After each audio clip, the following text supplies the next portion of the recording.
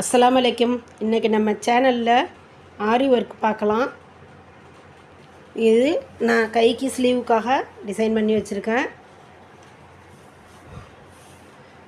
அந்த டிசைனில் ரோப்பு கம்மு வச்சு நான் அந்த ரோப்பு ஒட்டியிருக்கேன். நாட்டு திருப்புற ரோப்பு வச்சு நம்ம பைப்பிங்கெல்லாம் கொடுப்போம்ல, அந்த மாதிரி உள்ள ரோப்பு இது.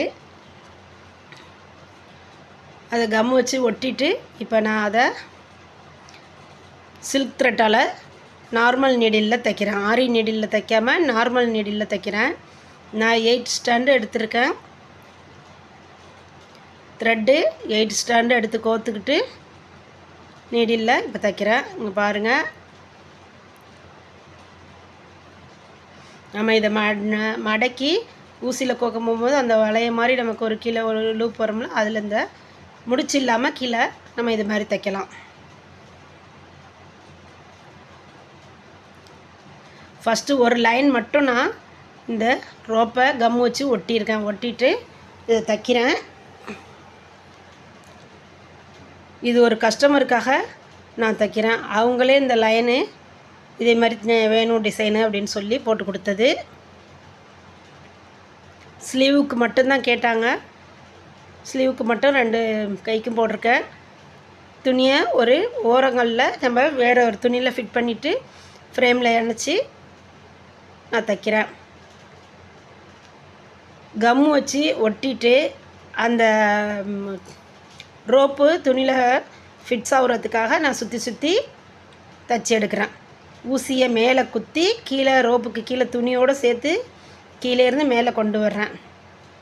ஆப்போசிட் சைடில் மேலே கொண்டு வந்து மறுபடியும் இந்த சைடு ஊசியை பாருங்கள், க்ளோஸ்அப்பில் காட்டுறேன்.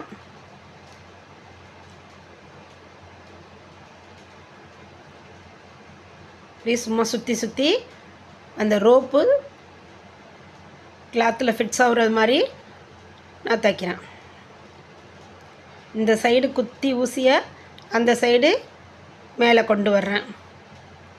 இது போல் இந்த ரோப்பு ஃபுல்லும் நம்ம தைச்சி எடுத்துக்கிடலாம்.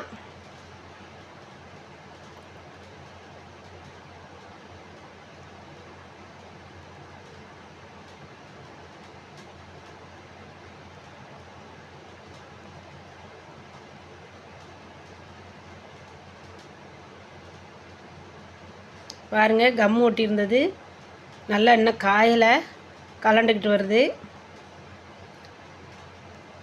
நம்ம ஒட்டி விட்டுட்டு அந்த கம்மு இருக்கும் போதே, கம்மு ஈரமாக இருக்கும் போதே இதுங்க போகும்போது இந்த நூல்லையும் அந்த கம்மோட ஈரப்பசை ஒட்டி நல்லா ஸ்ட்ராங்காக ஒட்டிக்கிறோம்.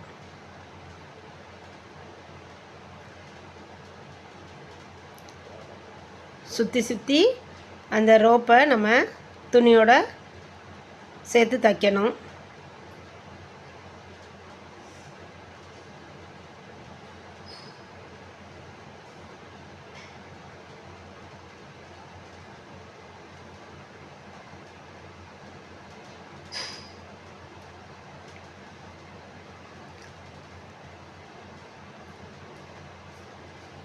சில்க் த்ரெட்டு 8 ஸ்டாண்டு எடுத்திருக்கேன்.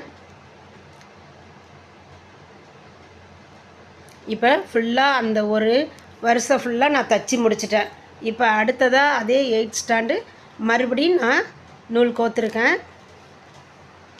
இப்போ அதே மாதிரி தான் தைக்கணும்.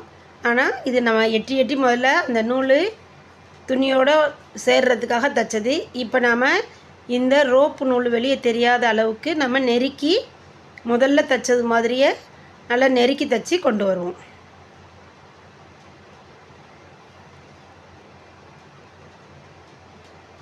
பக்கத்தில் பக்கத்தில் ஊசியை குத்தி இந்த தையலை சுற்றி சுற்றி தைச்சி எடுக்கணும்.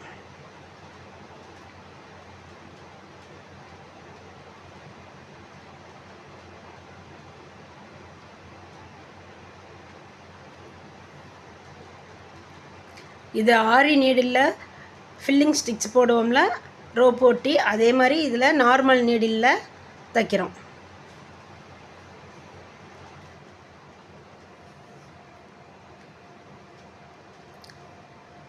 பாருங்கள் எந்த அளவுக்கு அந்த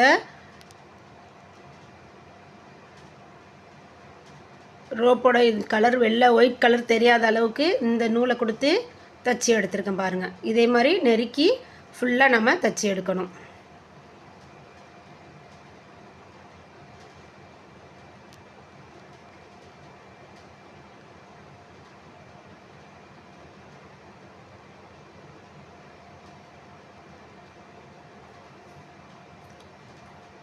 இப்போ இந்த ஒரு வருஷம் ஃபுல்லாக நான் தச்சு எடுத்துட்டேன் பாருங்கள். கொஞ்சம் கூட அந்த உள்ளே போட்ட ரோப்போட கலர் தெரியாத அளவுக்கு நம்ம தச்சு எடுத்தாச்சு. அதே மாதிரி அடுத்த லைனுக்கும் நம்ம ரோப்பை ஒட்டி இப்போ எல்லா பக்கமும் தச்சு எடுத்துடலாம்.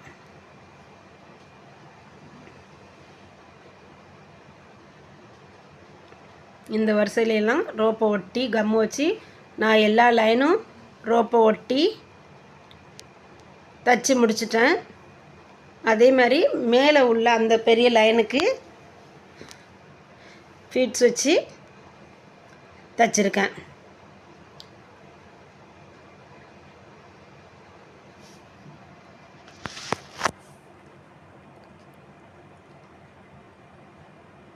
இது இப்போ வந்து நான் இந்த லைனில் தச்சு காட்டுறேன். இது வந்து நான் நரம்பு எடுத்திருக்கேன். இந்த மணிகளை தைக்கிறதுக்கு நான் நரம்பு எடுத்திருக்கேன். நரம்பில் தான் தைக்க போகிறேன். அப்போ தான் நல்லா ஸ்ட்ராங்காக நிற்கும். நூலில் தைக்க போகும்போது கொஞ்சம் இதாக இருக்கும். இந்த புடவையோட ஜருகை வந்து காப்பர் கலரு. அவங்க காப்பர் கலரு மணி வச்சு தான் தைச்சி கேட்டாங்க. அதான் காப்பர் கலரில் நான் மணி எடுத்திருக்கேன்.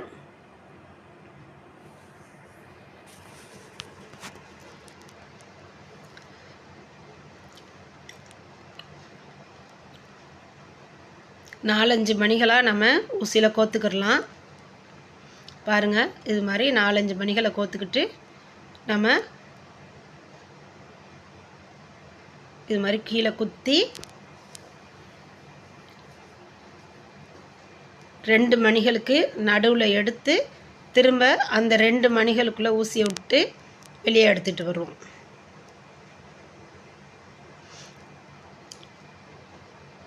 இது போல் எடுத்து மறுபடியும் மணியை கோத்து நம்ம தைக்கலாம்.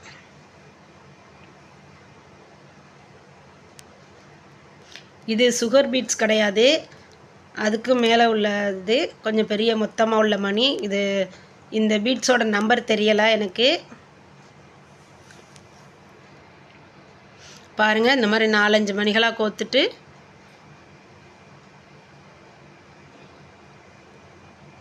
அந்த லைன் ஃபுல்லாக நான் மேலே தைச்சிருக்கேன் பாருங்கள்.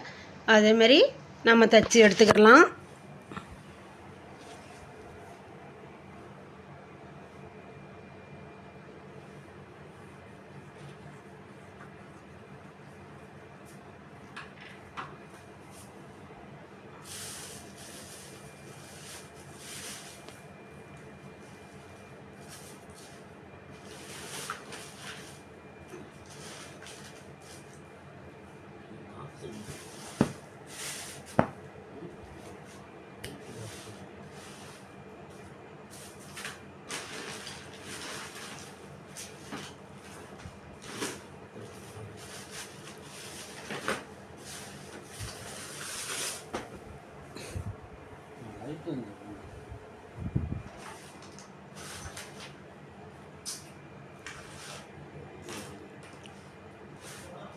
இதே மாதிரி எல்லா மணிகளையும் நம்ம தச்சு எடுத்துக்கிடலாம்.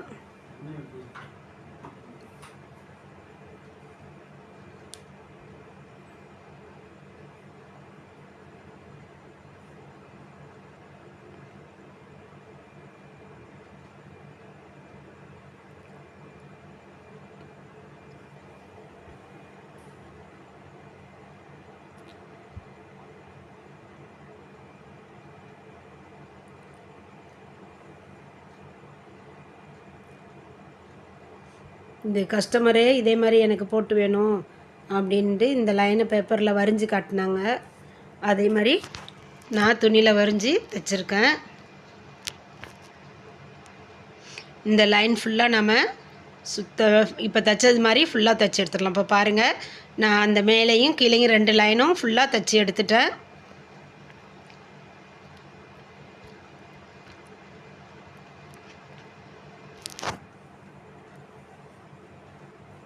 அடுத்ததாக இந்த கலரு, இந்த லைட் கலரு நான் சில்க் த்ரெட் எடுத்திருக்கேன். புடவை இந்த கலர் தான். இப்போ 10 ஸ்டாண்டு எடுத்திருக்கேன். எடுத்து நூலில் கோத்துருக்கோம். இதை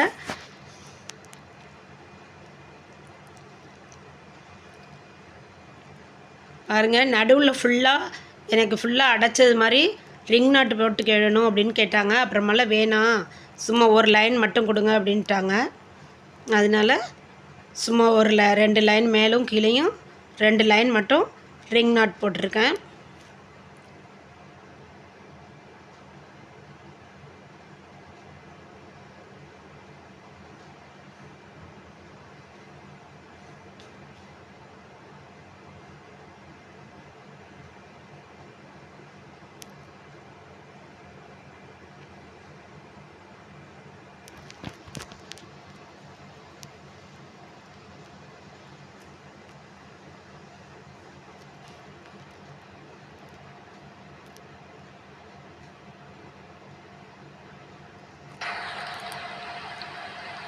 இந்த லைன் ஃபுல்லாக நம்ம ரிங் நாட் போட்டு முடிச்சுட்டு அடுத்ததாக கீழே பார்டரில் 2 லைனு செயின் ஸ்டிச் போடலாம். ஜர்னூலில் செயின் ஸ்டிச் போட்டுக்கலாம். பாருங்கள், செயின் ஸ்டிச் போட்டு முடிச்சிட்டேன். கீழேயும் மேலேயும் ரிங் நாட் போட்டிருக்கேன். இந்த கீழே கட்டிங் வீட் டிசைனில் பார்டரை கட் பண்ணிட்டு தைக்க சொல்லியிருக்கேன். அவங்க தைச்சிக்கிறேன்னு சொல்லிட்டாங்க. இந்த வீடியோ பிடிச்சிருந்தா லைக் பண்ணுங்கள், கமெண்ட் பண்ணுங்கள். Thank you.